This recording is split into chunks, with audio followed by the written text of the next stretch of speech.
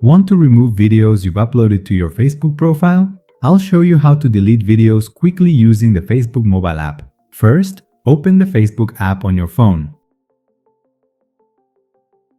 Go to your profile by tapping your profile picture or name.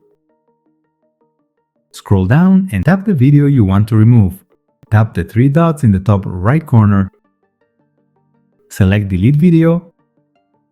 Then confirm by tapping Delete again. The video will now be permanently removed from your profile and won't be visible to anyone. You can repeat the same steps for any other uploaded videos you want to delete. Remember, deleted videos cannot be recovered, so make sure you want to remove them before confirming. That's it. Now you know how to quickly and easily remove uploaded videos from your Facebook profile using your mobile app. If this video helped you, like the video, leave a comment and subscribe for more Facebook and mobile tutorials.